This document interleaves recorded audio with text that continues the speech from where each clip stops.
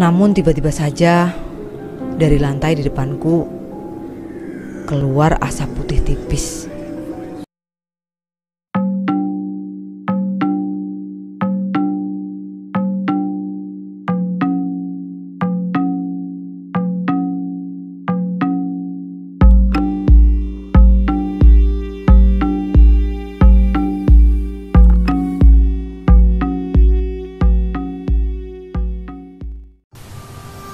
Selamat datang kembali di channel Jernih Hijau dalam konten dunia horor. Cerita kali ini ditulis oleh Epi Silma dengan judul Rumah Simbah. Dan seperti biasa, saya tidak bosan-bosannya meminta Anda untuk subscribe dan menyalakan lonceng notifikasi demi keberlangsungan channel ini. Tanpa berlama-lama, membacakan cerita dari Epi Silma dengan judul Rumah Simbah. Aku adalah seorang penyanyi. Jadwal kerjaku lebih sering di waktu malam, karena pagi sampai sore hari aku harus bersekolah. Sejak usia 9 tahun, aku tinggal di rumah Mbah Roko dan Mbah Rai, kakek dan nenekku. Di rumah itu juga tinggal beberapa paman dan bibiku. Aku memanggil para bibiku dengan sebutan Om dan Bule. Sejak Mbah Rai meninggal dunia, aku menempati kamar beliau. Letaknya paling belakang di rumah itu. Kamar itu dinaungi oleh sebuah pohon mangga yang sangat rimbun, milik salah seorang kerabat yang rumahnya berada persis di belakang rumah mbahku. Saat itu, aku selesai kerja pukul 1 dini hari. Setelah makan di rumah si empunya hajat dan menerima bayaran, aku pun diantar pulang oleh mobil antar jemput grup musikku. Ada sopir, pimpinan grup musik, MC dan 5 orang penyanyi termasuk aku di dalam mobil itu. Hampir pukul 2:30 dini hari saat aku sampai di jembatan di seberang rumah simbahku. Perlu aku antar sampai rumah nggak? Tanya pimpinan grup musikku. Nggak usah mas, nanti yang lain kelamaan nunggu. Udah pada capek dan ngantuk. Aku berani sendiri kok. Lagi pula kan ini bulan purnama. Jawabku pasti. Ya sudah, hati-hati ya. Jangan lupa besok malam aku jemput pukul 6:30. Katanya sambil menyodorkan amplop bayaranku. Bukan besok mas, tapi nanti malam. Ini sudah pagi lagi loh, candaku. Oh iya ya. Jawabnya sambil tertawa. Aku mengemasi barang-barangku dan memasukkannya ke dalam tas. Rumah mbahku terletak di tepi sungai di pusat kota Jepara. Bahkan jaraknya hanya beberapa ratus meter dari alun-alun kota. Dari jalan raya, aku harus menyeberangi sebuah jembatan kayu dan jalan selebar kira-kira 3 meter di sepanjang sisi sungai. Biasanya aku sudah berganti pakaian setelah turun dari panggung dan langsung mengganti sepatu high heelku dengan sandal yang nyaman. Namun karena malam itu kerjaku masih di dalam kota, aku malas membawa koper pakaian dan perlengkapanku dan memilih berdandan dan memakai pakaian pentas dari rumah. Setelah turun dari mobil, aku langsung berjalan cepat menyeberangi jembatan kayu. Namun aku mesti berhati-hati karena di beberapa bagian sambungan kayunya berlubang dan aku tak ingin hak sepatuku terperangkap di sana. Aku merutuki diri sendiri. Mengapa tadi lupa membawa sendal juga? Suasana begitu sunyi dan senyap. Hanya terdengar arus sungai yang mengalir pelan di bawah kakiku. Di sepanjang jalan raya ditanami pohon mahoni dan kemuning. Malam itu, bunga kemuning bermekaran dan berguguran di tepi jalan dan terbawa angin. Hingga sebagian jembatan berwarna kuning. Aroma wanginya yang sangat kuat menyengat di dini hari itu membuatku bergidik. Tiba-tiba aku teringat gegernya kampung karena isu pocong yang ikut terjun ke sungai saat tetanggaku sedang membuang sampah ke sungai itu. Kejadian itu baru beberapa hari yang lalu. Tanpa sadar, aku menggelengkan kepala kuat-kuat, mencoba mengenyahkan cerita itu dari pikiranku. Tak berapa lama, sampailah aku di seberang. Jalan menuju rumah mbahku adalah jalan semen biasa. Jarak menuju rumah mbah hanya 100 meter dari jembatan. Tanpa menoleh ke kiri dan ke kanan, aku berusaha membuka pintu depan. Cukup lama aku berkutat karena jemariku yang gemetar. Entah mengapa dini hari ini terasa seram bagiku. Begitu pintu terbuka, aku berusaha menutup dan menguncinya sepelan mungkin agar tidak mengganggu penghuni rumah yang lain. Sejak Mbah Rayi meninggal dunia, aku menempati kamar beliau. Letaknya paling belakang di rumah itu.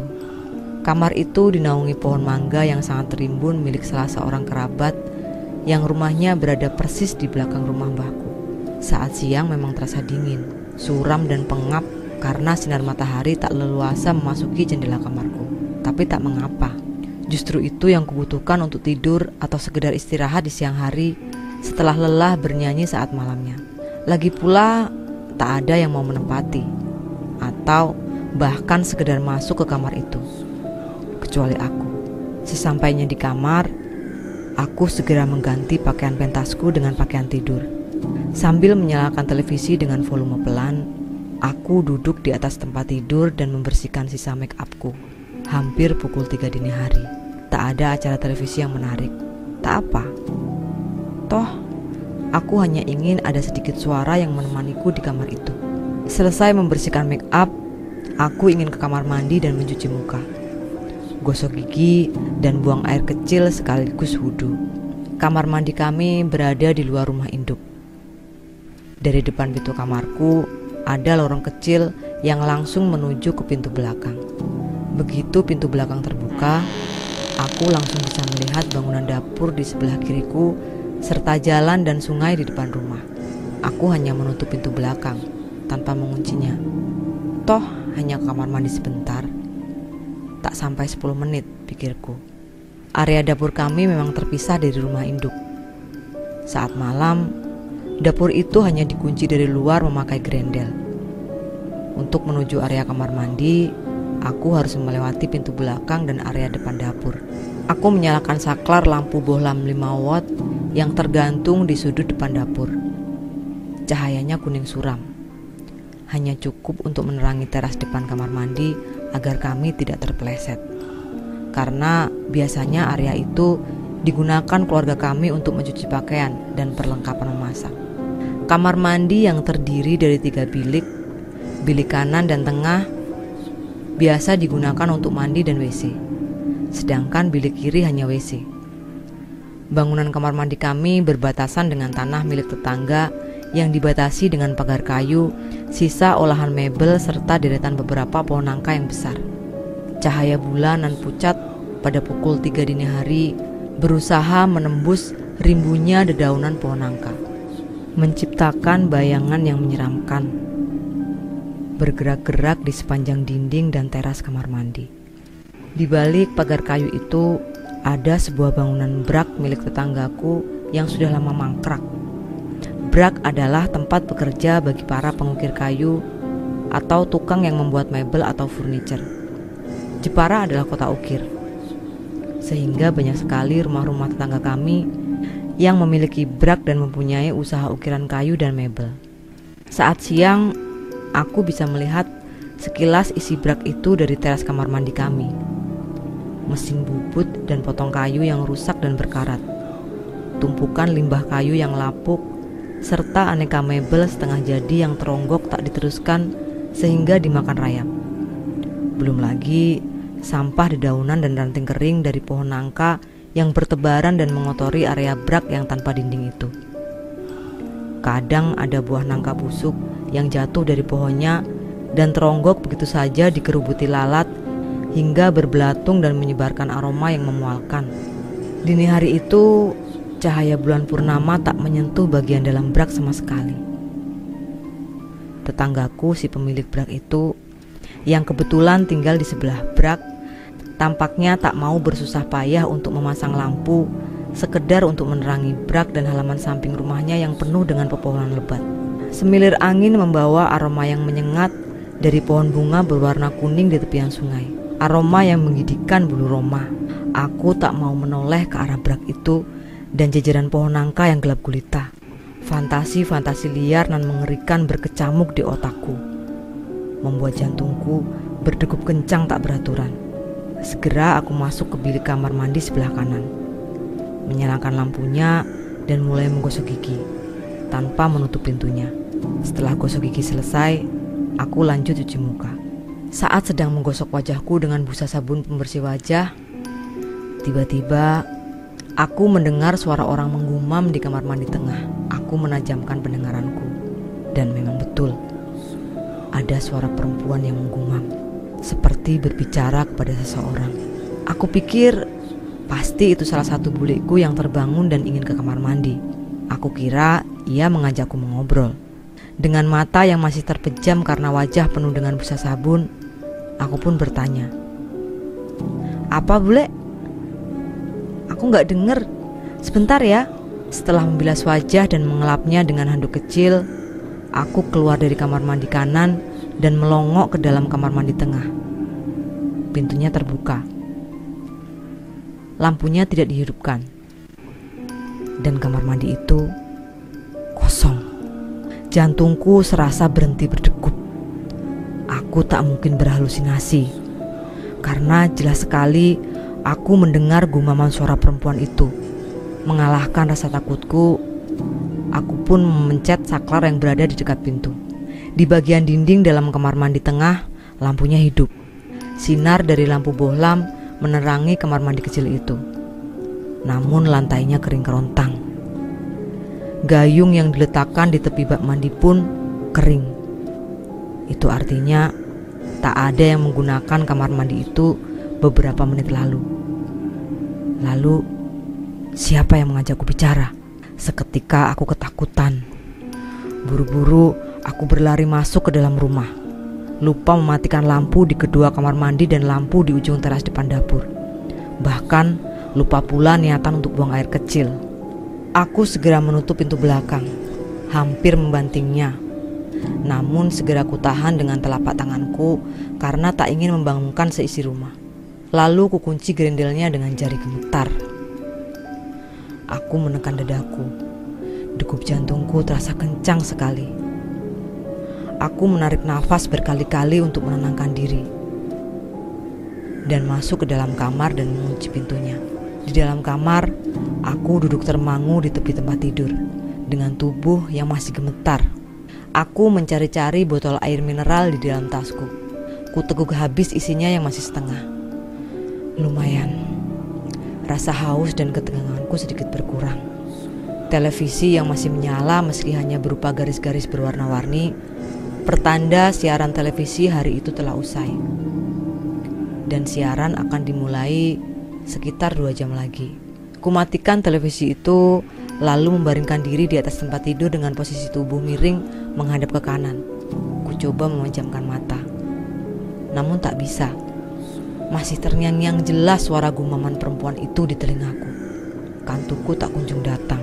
Aku begitu lelah dan frustasi, ingin tidur barang 3 atau 4 jam saja, karena pukul 10 pagi nanti aku ada pekerjaan menyanyi di acara resepsi pernikahan. Kupandangi tembok batu bata di seberang tempat tidurku sambil melamun. Namun tiba-tiba saja dari lantai di depanku keluar asap putih tipis. Aku terkejut dan memeriksa di bawah tempat tidurku. Ternyata aku tidak menyalakan obat nyamuk bakar. Lantai kamarku hanya plesteran semen. Jarak dari tempat tidur ke tembok di seberangnya hanya sekitar 2 meter. Dan asap itu muncul begitu saja di antara tempat tidur dan tembok. Awalnya asap itu hanya meliuk-liuk tipis. Namun beberapa detik kemudian mulai meninggi, membesar, dan semakin pekat.